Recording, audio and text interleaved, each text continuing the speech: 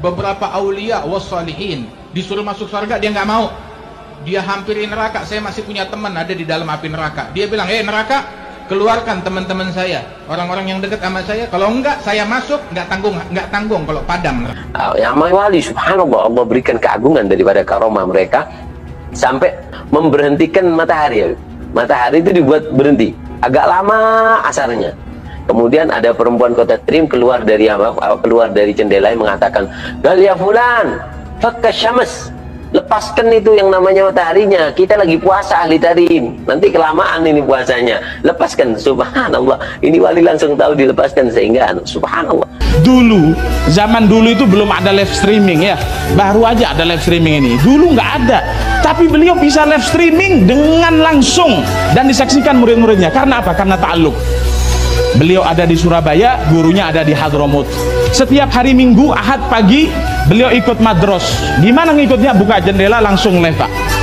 Beliau tinggal buka jendela, Pak, Habib Muhammad bin Idrus, ya, langsung ya melihat daripada madrosnya Habib Ali Habsyi, para hadirin. Karena apa? Karena ta'alluq, ikatan dengan orang soleh. Dan siapa guru-guru kita yang kita punya hubungan dengan dia, para hadirin, ya. Dan dikatakan oleh Sayyidina Al-Aidrus Al-Akbar, beliau mengatakan bahwa sahibut ta'alluq wa in ba'ad, orang yang punya hubungan dengan orang soleh walaupun dia jauh tetap tersambungkan, para hadirin, ya, tetap disambungkan oleh Allah Subhanahu wa ta'ala. Islam datang ke sini, kalau kita lihat tokoh-tokoh pertama itu tidak ada yang dari Yaman. Nah, kemudian setelah ada penjajah Belanda mendatangkan Arab dari Yaman itu. Dari Yaman. Periode berikutnya baru muncul. Jauh. Ini kan sebelum Wali Songo ya, kedatangan yang saya sebut tadi sebelum Wali Songo. Nah, di sini terjadi manipulasi ya. Sengaja memamerkan ya, memasang Habib, gelar Habibnya itu supaya mendapatkan posisi yang lebih terhormat daripada yang lain. Itu berhasil seperti itu di Indonesia dan Malaysia dan Brunei lah. Malaysia juga ada ya? Iya. Untuk status sosial mereka dapatkan. Ya, kalau di Timur Tengah nggak ada. Jadi menurut saya rasional saja, tidak mungkin ada Habib namanya Ubaidillah. Tidak mungkin ada Ahlul Bait namanya Ubaidillah. Bung Karno tuh tidak bersahabat dengan Habib. Sejak kapan kita jadi budaknya orang-orang Yaman? Akhirnya ngaku cucu Nabi, ngaku cucu Pitung, kadang cucu Tuanku Imam Bonjol. Untuk apa? Supaya menonjol gitu. Kita nggak akan menonjol kalau pribadi kita itu sosok yang sangat tidak beradab. Walaupun kita nebeng kepada datuk-datuk, walaupun itu bukan datuk kita. Nggak ngaruh. Cara kami melihat sesuatu begitu. Hari proklamasi, katanya itu berkah daripada Habib Alwi Kuita. Namanya Habib Ali bin Abdurrahman Kuita. Bahkan diusulkan 2018 sebagai calon pahlawan nasional. Kemarin sudah terbukti dari KTLF dari Belanda bahwa dia adalah antek Belanda. Dapatnya pun lebih hebat daripada Utsman bin Yahya. Kalau Utsman bin Yahya dapatnya penangnya itu cuma 1, Habib Ali bin Abdurrahman Kuita dapatnya 2. Dan ini bisa dikonfirmasi di Leiden Library yang ada di internet. Masuk bapak-bapak, kiai-kiai ke perpustakaan Leiden yang ada di internet, kemudian klik digital collection, tulis Ali bin Abdurrahman Al-Habsyi Kuita. Muncul itu fotonya dengan 2 bintang penghargaan dari Ratu Belanda. Itu 2018 mereka ingin sudah bahwa dari mereka ada yang jadi pahlawan nasional. Ditolak sama Departemen Sosial, Kementerian Sosial. Jadi bagi saya, setelah saya melihat bagaimana ngamuk-ngamuknya para habaib, bagaimana caci makinya para habaib, bagaimana cara para habaib membantah tesis Kiai Imad, saya menyimpulkan kalau saya nggak percaya sama Habib. Satu pun belum ada Habib yang bantah tesis Kiai Imad dengan ilmiah, dengan ilmu, dengan bijaksana, dengan lemah lembut, dengan keilmuan, dengan dalil. Kiai Imad satu persatu, ini dalilnya, ini dalilnya, ini dalilnya, ini dalilnya. Habib dari dulu banyak ulama yang mengesahkan, banyak ulama yang tidak meragukan nasab kami para habaib. Hari ini entah dari mana ada manusia yang ingin membatalkan, meragukan nasab kami. Bukan meragukan, justru Kiai Imad itu mengatakan terputus akal, bukan meragukan. Saya tidak meragukan. Barang siapa yang meragukan nasab habaib, maka kafirlah dia. Saya tidak meragukan. Saya sama sekali tidak meragukan, cuma tidak percaya, mentok tidak percaya, tidak ada keraguan. Jadi jangan pernah percaya kalau ada omongan nggak percaya Habib, kita akan menjadi kafir, kita akan menjadi murtad. Jangan percaya omongan seperti itu. Nggak percaya Habib bukan berarti kita nggak percaya zuriyah Nabi, bukan berarti kita nggak percaya ahlul bait Nabi. Nggak nyambung itu, ya, nggak nyambung. Contoh, kalau kita misalnya nggak percaya dengan si Bahar, apakah kita akan murtad? Justru kalau kita percaya omongan dia, kita yang murtad. Kita nggak percaya sama si Rizik, apakah kita akan murtad? Justru kalau kita percaya dengan omongan dia, kita yang murtad. Kalau kita nggak percaya sama si Munib, menantu si Rizik cebol bin Silap Al-Kaburi, apakah kita akan murtad? Justru kalau kita mendengarkan omongan si Munib, kita jadi murtad. Kenapa? Kalau berdoa itu lebih singkat, lebih ringkes. Kita yang belajar balaghah itu mempersingkat. Bahasa Arab itu singkat. Ya Umar Muhdor. Kenapa tidak menyebutkan langsung Allah? Lebih singkat Umar Muhdor. Mereka berdoa kepada Umar Muhdor, kepada berhala yang bernama Umar Muhdor. Para habib-habib yang ada di Indonesia yang ngaku cucu Nabi ini ternyata bukan keturunan Nabi. Saya yang meneliti itu, bahwa Habibku ada Habib Rizik Sihab, Habib Bahar Smith, Habib Topik Segap, Habib Lutfi Yahya. Itu semua namanya keluarga Baklawi. Keluarga siapa? Saya sudah teliti seteliti-telitinya berdasarkan kitab-kitab nasab, kitab-kitab sejarah, hasil tes DNA, bahwa mereka dengan pasti mustahil sebagai keturunan baginda Nabi besar Muhammad sallallahu alaihi wasallam. Rizik, kamu jadi manusia nggak kapok-kapoknya. Kamu selalu bikin gaduh. Ini lagi, kamu ngata-ngatain katanya jenderal monyet, kiai monyet, organisasi monyet. Hai Rizik, ingat, kamu itu anak keturunan warga imigran dari Yaman. Jangan bikin gaduh di Republik ini, Rizik. Ingat, jangan kau pikir pribumi takut dengan kamu. Nggak takut. Kesabaran ada batasnya. Hai Rizik, saatnya pribumi bangkit. Kami lawan kau, Rizik. Mengutuk keras statement Rizik yang mengatakan monyet-monyet kepada warga pribumi dan para jenderal, serta menabuh genderang perang melawan pribumi. Kami masyarakat tidak takut dan siap melayani tantangan Rizik kapanpun dan dimanapun tempatnya. Kami menolak kehadiran Habib. Kami masyarakat memohon kepada penegak aparat hukum untuk menindak tegas pernyataan Rizik yang berpotensi memecah belah dan mengadu domba sesama anak pribumi. Demikian pernyataan kami untuk merespon mulut kotor Rizik Sihab. Ada gerombolan monyet yang terus-menerus menghina dan memfitnah habaib dari kalangan Ba'alawi, seperti menghina Habib Utsman bin Yahya Mufti Betawi, menghina Habib Ali Al-Habsyi, pendiri Indonesia Islamic Center Kuitang. Bahkan saudara, bahkan mereka menghina para imam habaib seperti Imam Ahmad bin Isa Al-Muhajir dan Imam Ubaidillah, juga Imam Al-Haddad dan lain-lain. Gerombolan monyet tersebut secara terang-terangan menjadi begal nasab yang mengobok-ngobok nasab Ba'alwi yang suci. Gerombolan monyet tersebut semakin nekat mengancam, sweeping dan bantai serta usir habaib maupun Ba'alwi, mempersekusi acara habaib, mengusir habaib, menyerang dan merusak makam-makam habaib. Bahkan kini bukan hanya habaib, tapi semua keturunan Arab di Indonesia diserang. Kurang ajar. Selama ini mereka caci maki habaib, mereka fitnah Habib Utsman bin Yahya Mufti Betawi, Mereka hina Habib Ali bin Abdurrahman Habsyi, pendiri Islamic Center Indonesia Kuitang, saudara. Sampai kapan akan kita biarkan?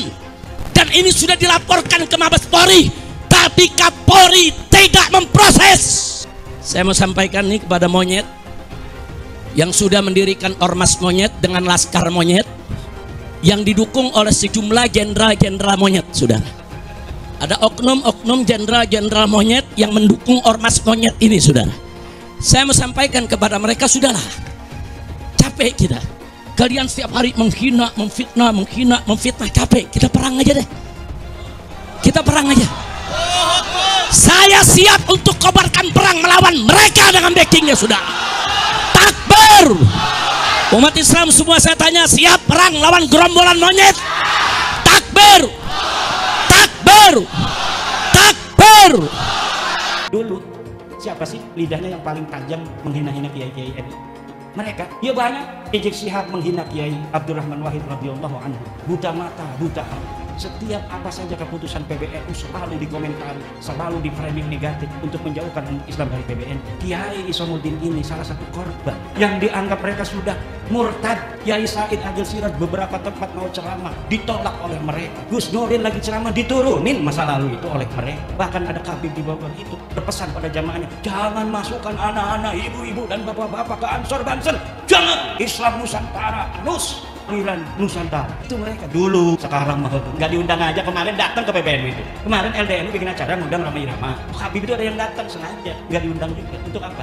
Supaya nempel bernaung di gedung PBNU. Framing, kebetulan ada Mukibin di PBNU nya. Maka satu Habib bodoh, ya kan, lebih mulia daripada jutaan ekor babi. Nah itu cocok. Tapi kalau ulama, kiai yang alim, yang allama, dengan Habib yang mabuk, dengan Habib yang zina, dengan Habib yang maksiat, tidak bisa dibandingkan. Sama dengan kau bandingkan itu air comberan dilokalisasi dengan sumur Zam-Zam. Itu tidak layak dibandingkan, tidak layak. Apalagi disetarakan. Karena ulama itu tidak bercerita tentang nasab, tidak bercerita tentang ras, tapi bercerita tentang ilmu, tentang adab, tentang keistiqomahan, tentang apakah dia melaksanakan apa yang dia tahu, apa yang dia pelajari, gitu. Tentang kejujuran. Kalaupun Habib misalnya bangsat, apa yang mau dipelajari dari mereka? Oh itu bukan untuk dipelajari, harus dimuliakan aja. Untuk apa kita memuliakan sesuatu yang tidak mulia? Satu lagu Roma Irama sebujur bangkai lebih utama dari ceramah para habaib 70 habaib. Satu lagu sebujur bangkai Roma Irama lebih mulia dan lebih manfaat bagi umat Islam daripada ceramah 70 habaib. Pak Quraisy aja disebut sesat, setingkat Pak Mahfud MD saja disebut sesat. Kemudian setingkat dulu Cak Nur, pemikir besar Hasanah Islam Indonesia, itu juga disebut kafir kan, gitu loh. Saya Gus Dur sama kan, sesat. Ya kebetulan saya ini adalah para pengagum mereka gitu loh. Pengagum Cak Nur, pengagum Gus Dur, pengagum Cak Nun, Gus Mus gitu loh. Setinggi apapun engkau menuntut ilmu tidak akan pernah mencapai tetel Habib. Makanya bagaimanapun alimnya seseorang tidak akan pernah mampu mengalahkan kemuliaan seorang Habib meskipun dia tidak mempunyai ilmu pengetahuan agama. Para kiai kampung, jangan lagi terjadi ada orang yang berani bicara bahwa satu kaki seorang Habib lebih mulia daripada kepalanya seorang ulama yang alim. Jangan sampai ada lagi yang berani bicara seorang Habib yang ahli maksiat, ahli yang tukang doraka, tukang dosa dikatakan lebih mulia daripada 70 ulama yang alim. Dan ini ada jelas penistaan, penghinaan yang tidak bisa kami biarkan terhadap leluhur, orang tua kami, guru-guru kami, para kiai kami, khususnya yang ada di golongan Ahlus Sunnah wal Jamaah Nahdlatul Ulama. Ada beberapa dari habaib yang sampai mengatakan bahwa kalau kiai itu misalkan melakukan maksiat, kiainya luntur. Tapi kalau kami Habib mau melakukan apapun, darah secara genetiknya sudah nyambung bersama kami. Jadi kami tidak bisa bisa jadi mantan Habib. Kiai Imad bikin tesis pun sebenarnya adalah reaksi atas kecongkakan dari orang-orang habaib itu. Siapapun yang mengaku keturunan Nabi wajib diverifikasi, dan siapapun yang mengaku keturunan Nabi dan terbukti bukan keturunan Nabi wajib kita batalkan. Terus adakah pidananya terhadap pengakuan Ba'alwi tersebut? Bahwasanya siapapun yang mengaku sebagai anak keturunan Nabi dan tidak terbukti termasuk dalam penodaan agama. Setelah ada munas alim ulama dan sudah ada keputusan bersama, maka dengan bekal hasil keputusan itu kita bisa melakukan pemidanaan. Siapapun ke depan yang mengaku cucu Nabi bisa dipidanakan dengan pasal penodaan agama. Hai, Bahar Semit. Saya Mbak Gimbal, sang putra alam. Saya Mbak Gimbal menantang kamu duel. Kamu boleh menggunakan golok permata duamu yang kamu bangga-banggakan. Ya, saya cukup menggunakan golok ini. Kita duel 1 lawan 1. Kita bangsa Indonesia tidak boleh diam melihat fenomena ini. Kenapa? Ada indikasi mereka mau menjajah Indonesia. Indikasinya jelas sekali. Ada yang bagian memalsukan kuburan. Di mana-mana dibikin kuburan-kuburan palsu. Alhamdulillah, menurut keterangan beliau juga sudah banyak yang dibongkar. Yang kedua, berita-berita khurafat, dongeng-dongeng khurafat. Untuk apa? Ini yang namanya Ba'alawi leluhurnya luar biasa, bisa hijrah Mi'raj 70 kali, bisa memadamkan api neraka yang nggak pakai akal. Itu sesuatu yang luar biasa dan dahsyat. Mereka pun menjadi takluk, tunduk, siap diperintah apapun. Tujuannya itu. Dan yang lainnya, ada yang membuat provokasi-provokasi. Hei, saya bersama rakyat, kita dengan rakyat. Jangan coba-coba ganggu rakyat, seakan-akan berpihak kepada rakyat. Dia mengadu domba kita pribumi, sementara mereka akan memetik hasilnya. Saya sebagai putra Indonesia was-was, ngeri, dan waspada. Ini ternyata doktrin-doktrin ini tidak sembarangan. Klaim-klaim mereka sebagai keturunan Nabi ternyata ada tujuan-tujuan untuk menguasai Indonesia. Perlu Anda luruskan, dan Robito juga harus tahu. Robito berpegang teguh kepada Thariqah Ba'alawi. Silahkan buka kitab Manhajus Sawi. Itu Manhajus Sawi, kitab Thariqah Ba'alawi. Di situ kan Syabil Hasan As-Sindi ketika beliau ditanya, Arifun jahilun afdal min sab'ina alim, atau satu syarif yang bodoh itu lebih utama daripada 70 orang yang alim. Itu yang berkata Syabil Hasan As-Sindi. Tuh. Jadi harus tahu, jangan ente pikir itu omongan anak, bukan. Syabil Hasan As-Sindi, silakan buka kitab. Lama menolak Habib, nanti lama-lama menolak Islam. UAS ketika percaya bahwa Habib itu cucu Nabi, minimal dia punya dalilnya. Dalilnya mana UAS? Bahwa Habib itu cucu Nabi. Saya menantang UAS untuk memberikan dalil. Hai Imaduddin Usman, ini dalil Habib cucu Nabi. Ini sahih. Selama ini tidak ada. UAS jadi mukibin silahkan saja.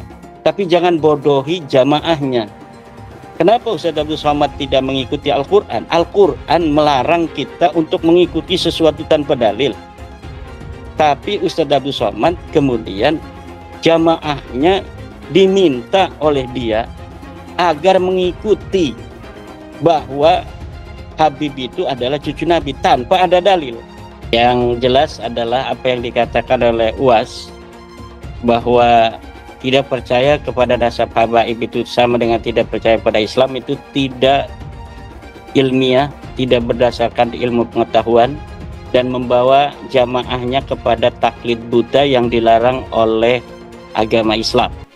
Pak Habib Bahar yang sangat kontroversial itu kakinya diciumin oleh santri-santri yang ngantri jalan bebek. Sakit hati.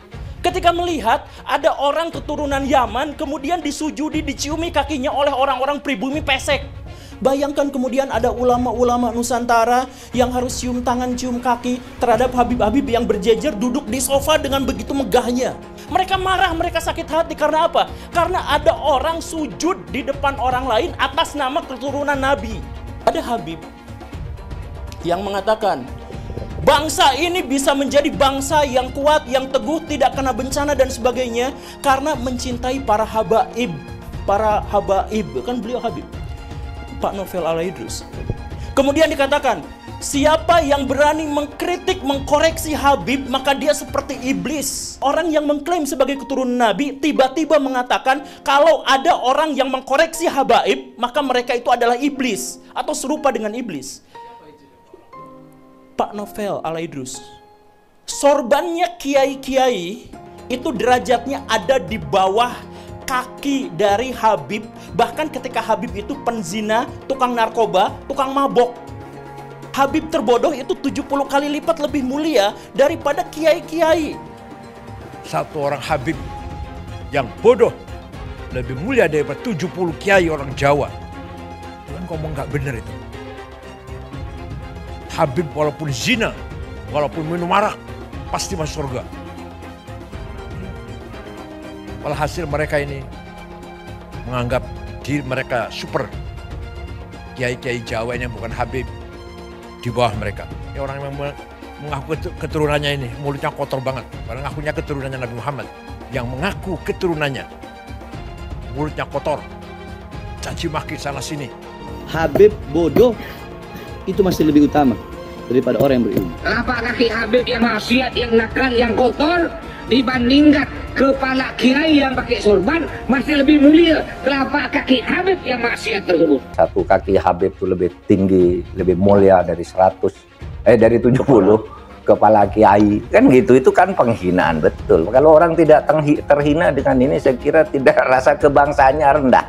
Karena itu dinyatakan, harusnya ditegur lah. Habib itu meskipun mabuk, berzina, itu jangan dimarahi. Karena kalau Habib itu pasti masuk surga. Nah, yang begitu itu membodohi bangsa Indonesia. Jangan membuat kasta-kasta di dalam keberagaman, yang satu lebih mulia, yang satu berhak masuk surga, yang satu masuk neraka, itu tidak boleh. Saya ini tidak tahu ya sejak kapan munculnya Habib ini sebagai kelas sosial yang tinggi gitu ya, melakukan diskriminasi, dan orang yang didiskriminasi tidak terima itu bisa mengadukan ke pengadilan. Bisa. Itu pelanggaran, itu tindakan melanggar hukum.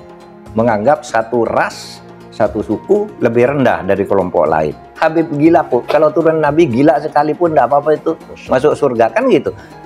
Kalau kayak Indonesia tuh apa? Kamu kan kalau tidak ada Habib, kamu nyembah batu kan? Masa iya begitu? Bahwa berdasarkan sejarah nasab, berdasarkan tes DNA, berdasarkan ilmu filologi, bahwa kaum Balawi saudara kita tidak terbukti sebagai keturunan Nabi SAW. Namun dengan demikian, mari kita tetap rekat ukhuwah Islamiyah, karena Allah Subhanahu wa taala berfirman, wa'tasimu bihablillahi jami'an wa la tafarraqu. Amin. Saya katakan saya mendukung Rhoma Irama untuk mengklarifikasi soal Habib ini. Karena saya terganggu dan tersinggung terhadap perkembangan ini sesudah saya melihat tiap mau tidur saya lihat YouTube pertengkaran Rhoma Irama, Imaduddin, Gus Abbas dengan para habaib itu luar biasa, menimbulkan pro kontra. Lalu saya lihat apa sih masalahnya. Kalau saya sendiri pribadi, mau Habib itu turunan Nabi atau tidak, kalau salah ya kita koreksi, tidak apa-apa. Tetapi yang lebih dari itu, kemudian ternyata muncul klaim-klaim bahwa Republik Indonesia itu ada karena Habib. Wali Songo itu semuanya Habib. Padahal Habibnya baru datang sesudah Wali Songo meninggal. Gitu loh. Lalu diklaim ini turunan Habib ini. Imam Bonjol coba dibilang itu Habib Sahabuddin. Itu dari mana? Kok Imam Bonjol Habib Sahabuddin gitu. Lalu ada hurufatnya bahwa kakek saya yang nama Mugaddam itu bisa membentak malaikat mungkar dan nakir katanya. Mengklaim-klaim begitu, dan Orang yang tidak tahu, orang awam banyak yang percaya karena ini Habib yang ngomong, Habib benar. Lalu rasa cinta saya kepada negara ini menjadi luntur. Seakan-akan oh ini karena Habib. Di situ saya tersinggung. Rasa cinta tanah air saya, kebanggaan kepada leluhur saya sendiri itu bangkit. Apalagi kemudian ada pemalsuan kuburan-kuburan tuh ya, nama kuburan biasa dibangun menjadi ini Habib ini, padahal tidak jelas siapanya. Kalau Habib itu lebih tinggi dari kiai, dan itu semua ada, Mas. Ngomong itu bukan hanya ngomong begitu, itu bukan hanya katanya-katanya, karena ketika Rhoma Irama berbicara itu, lalu ada seorang Habib muda dengan Rhoma Irama, kamu bohong, tunjukkan Habibnya siapa yang katakan gitu. Sudah, itu bukan Rhoma Irama yang membuktikan. Netizen ini Habib ini tanggal sekian bilang ini dengar. Ini Habib ini sampai 7. Seorang anak Habib yang artinya adalah keturunan Nabi Muhammad, walau bermabuk-mabukan, berzina, mencuri, berjudi, tetap akan jadi ahli surga, akan masuk surga. Apakah seorang Habib itu punya posisi istimewa dalam umat Islam? Apakah Habib sedemikian istimewa sehingga dia bebas dari kesalahan dan dosa? Itu adalah substansi yang sering dibicarakan dalam pembicaraan soal Islam. Misalnya ada Habib yang menyatakan, ada darah Nabi di tubuhku. Jika kau menyakitiku, kau juga menyakiti Rasul. Atau ada juga yang menyatakan, satu Habib bodoh lebih baik dari 70 kiai yang alim. Atau ada yang bilang, kaki Habib lebih mulia daripada kepala kiai. Buat saya ini sangat mengherankan. Mengapa Bahar harus marah-marah? Tapi bukan hanya Bahar yang marah-marah. Habib lain yang ngomel adalah Rizik Syihab. Tapi kalau dipikir-pikir, barangkali juga kemarahan mereka ini adalah ekspresi ketidaknyamanan mereka akhir-akhir ini terhadap banyaknya keraguan tentang posisi kehabiban di Indonesia. Beberapa tahun terakhir ini memang meluas pertanyaan-pertanyaan yang diajukan tentang apakah Habib itu memang sebuah posisi yang layak dihormati. Bahkan ada studi ilmiah yang menunjukkan bahwa para Habib di Indonesia hampir pasti bukanlah keturunan Nabi Muhammad. Sangat mungkin ini semua mengganggu kenyamanan mereka. Habib itu tidaklah sakral dan dapat dihukum Tuhan karena ia berdosa. Yang menentukan posisi seseorang adalah ketakwaannya, bukan kehabibannya.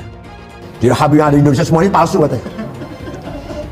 Silahkan dijawab tapi ilmiah. Silahkan imam itu dijawab tapi ilmiah, jangan marah-marah, jangan. Ayo ilmiah, tunjukkan kalau Habib kita ini betul, benar. Tunjukkan kebenarannya dengan data fakta. DNA, bila perlu DNA lah, DNA.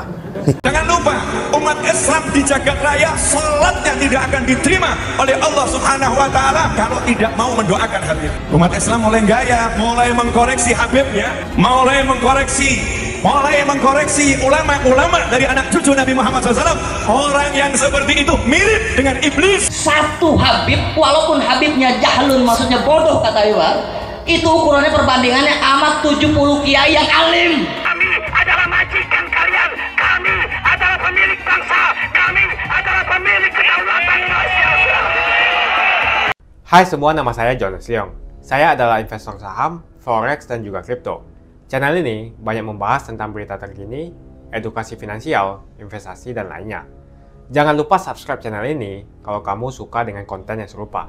Follow juga sosial media lainnya yang saya taruh link di kolom deskripsi. Di sana kalian bisa dapatkan konten yang berbeda. Saya juga punya Telegram channel yang isinya berfokus kepada trading dan juga investasi. Itu Telegramnya gratis. Oke, kita lanjut ke videonya.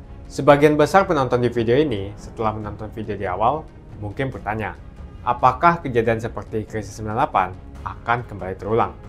Belum lagi keadaan global yang tidak menentu. Lalu apa yang bisa kita lakukan untuk selamat dari krisis yang mungkin akan datang dalam waktu dekat? Jawabannya adalah investasi.